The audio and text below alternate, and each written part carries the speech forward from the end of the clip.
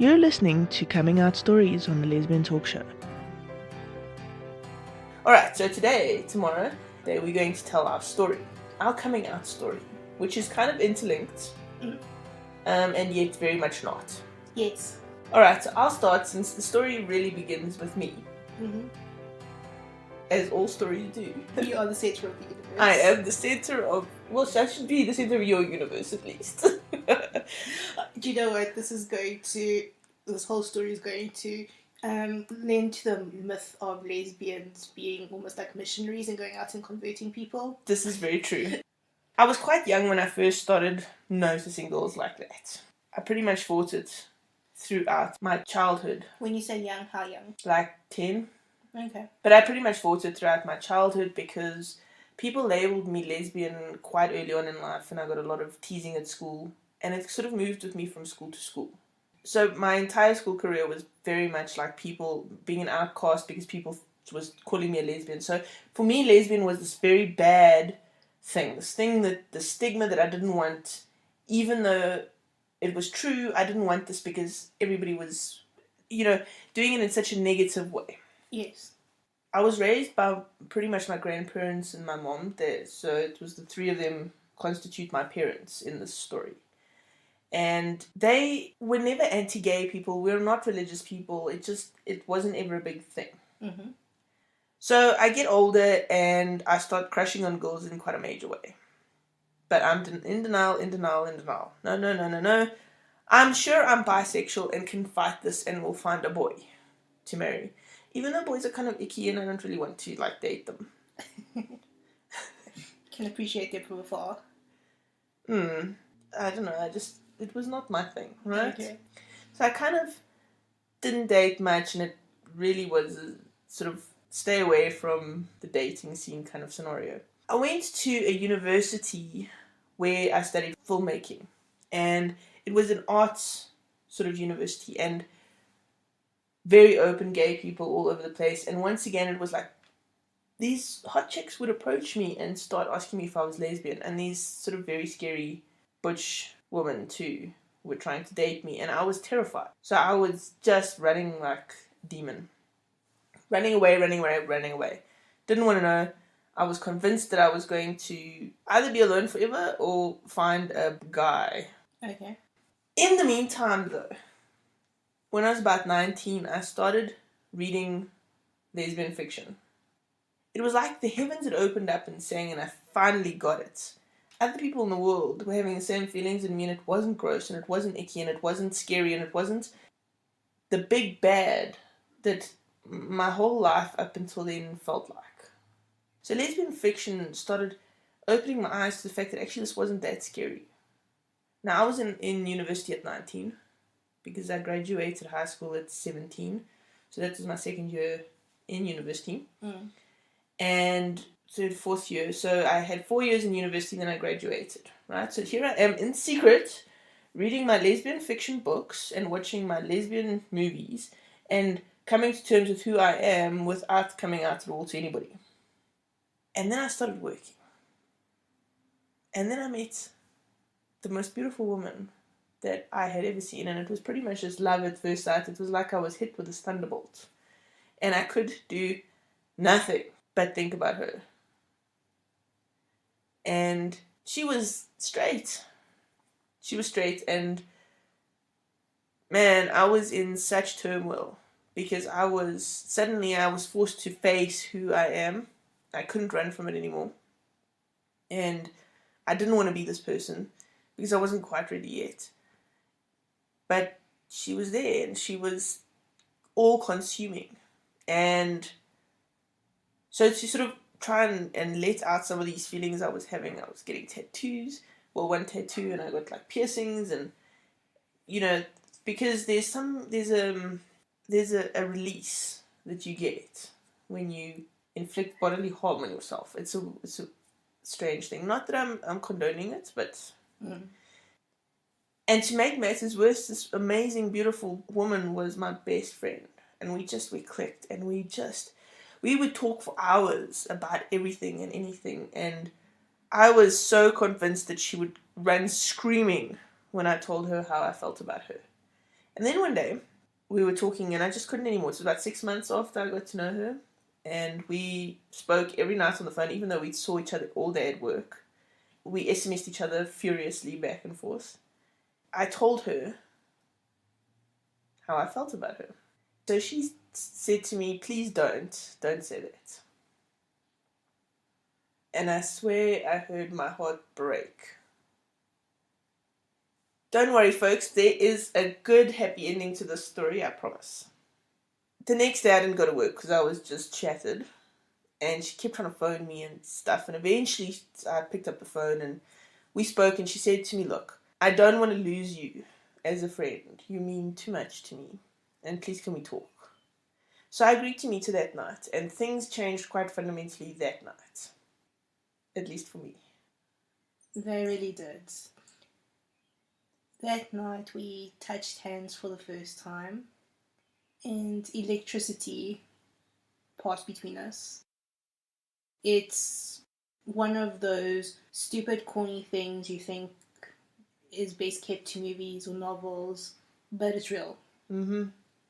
We were both complete novices in relationships of any kind. And so we kind of fumbled our way through dating in a very strange way. Before we were actually an item, my cousin found me the one night.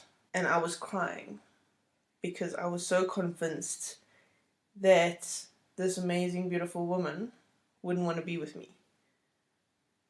And so she found me and I couldn't keep it in anymore. And so I told her. I told her I was in love. I told her I was in love with this beautiful, amazing woman. But she was straight and would never be with me. And Kathy was just so cool about it. She's like, if she's meant to be with you, she will be. She wasn't at all surprised about me being a lesbian. And that's pretty much my coming out story with my family. Was very much like, okay, great. I don't know why you felt the need to tell us that. You want to go for lunch now, and I don't know why you're crying. That was pretty much the reaction from my whole family. The biggest, scariest part of the thing was that I was falling in love with this amazing woman, and I couldn't keep it in anymore.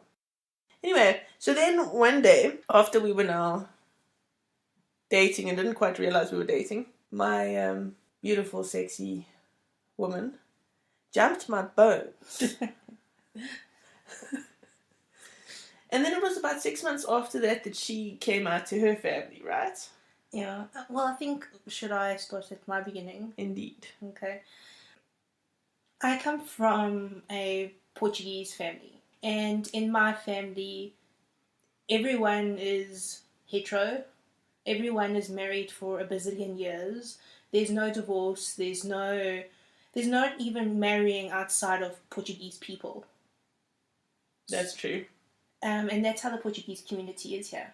It's true. And I'm not Portuguese. No. I'm also a woman. Yes. Okay, so coming from that, growing up, I always was an outsider. I struggled to make friends.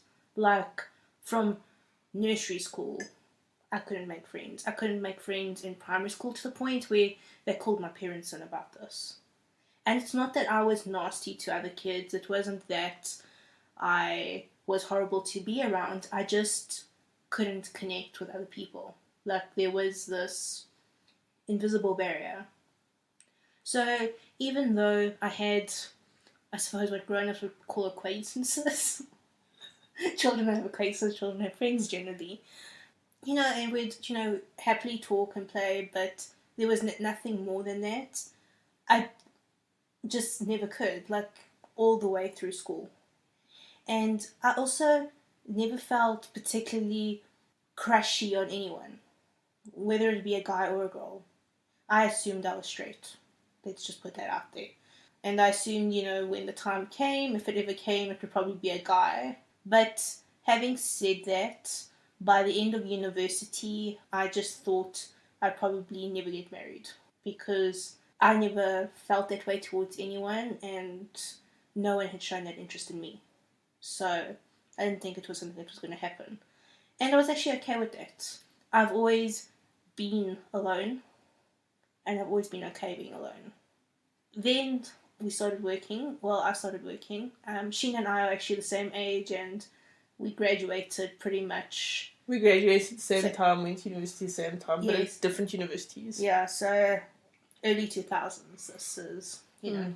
Yeah, so started working and met Sheena, and it wasn't love at first sight for me. It wasn't. No, but I grew on you, kind of like a fungus. You connected with me. You were the first person ever to connect, to understand me, to get me, someone that I could actually talk to, who wanted to talk to me again, who actually, hey, you know, something's happening, like, you know, let's talk to Tamara. That had never happened to me before.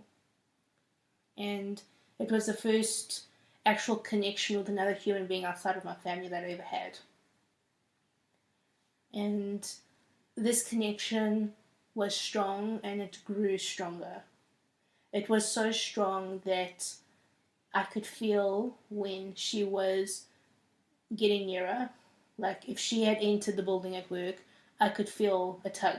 And I know this sounds esoteric and weird, but it's true. It's just like the electricity thing. Our connection is very much the kind of thing that romance authors write about. Yes.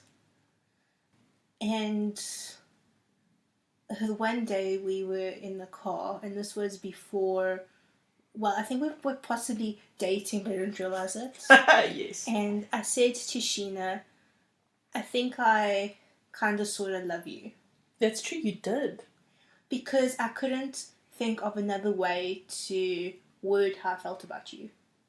No, please don't say how suave my response was. I won't. But I just couldn't think of anything that approximated what I felt. It wasn't friendship, like, don't get me wrong, you're my friend, my bestest friend ever. But it was beyond that.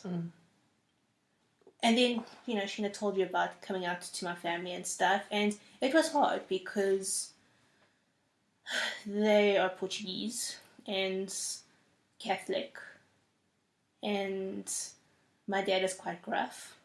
So, you know, I first told my mom, and I was in tears, and she teared a bit, but she has always said, like, you know, whatever makes you happy kind of a thing. It was never a negative and are you sure, whatever it was. It was just like, it's okay, you know.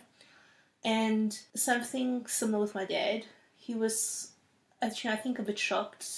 So he was slightly dismissive, but never in a horrible way either.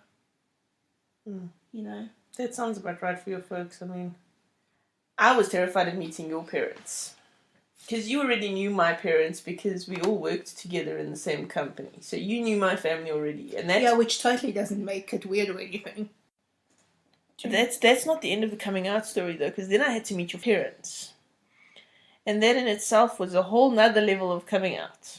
Because my family was traumatic enough, but now I had converted their beautiful Portuguese daughter, and I'm not Portuguese, I don't speak Portuguese, I'm not Catholic, I'm taller than all of them. It's true. We are a short people. They are a short people. So, Tamara's father, initially, for the first, 4 years or something that we were together, kept treating me like I was a guy. And he kept, like, trying to be all macho with me. And it was just so weird. And he's calmed down a lot over the years, and I'm very grateful for that because I'm not a guy and I don't really... Yeah. You know, I suppose he didn't quite know how to deal with it. No. But he figured out eventually that, you know, we found our feet. Yes. And I have fantastic in-laws, and Tamara has interesting in-laws.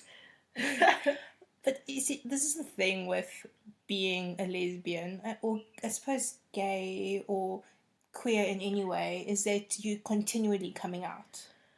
It's true. Every time I meet a new person, oh, what does your husband do? It's Yes. my wife. Yes, every time you start a new job, it's an issue.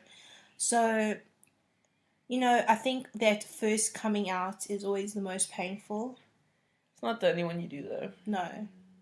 And I think once And I think they continue being painful until you've accepted yourself and you're okay with yourself and your orientation. And then it just becomes a little bit more matter of fact. Not that it's easy, but... And if you have warm and tingly feelings towards girls, it doesn't matter what the world says. It's better for you to just come out. And honestly, sometimes it's okay to be confused as well. Because Absolutely. honestly, like, I'm still a little bit confused about what I am. Like... You're mine. Yes. That's all that matters. It's just, I don't know, I don't know if I identify solely as a lesbian. Because, you know, I can appreciate a good-looking man. You know? I appreciate a good-looking man. I just don't want to date them. You see, I don't feel that, not repulsion, but I just don't feel that way. So, I don't even know what I am. Am I bi? Am I questioning? Am I a lesbian? I don't know. But since I'm married to you... We're us, and I love you. Find this and other excellent podcasts on The Lesbian Talk Show. You can search for The Lesbian Talk Show on iTunes, Podbean, Stitcher, and anywhere you get your podcasts. If you enjoy this, consider becoming a patron. Patrons get exclusive podcasts, behind-the-scenes information, and help us grow our community. Find more information at patreon.com/thelesbiantalkshow.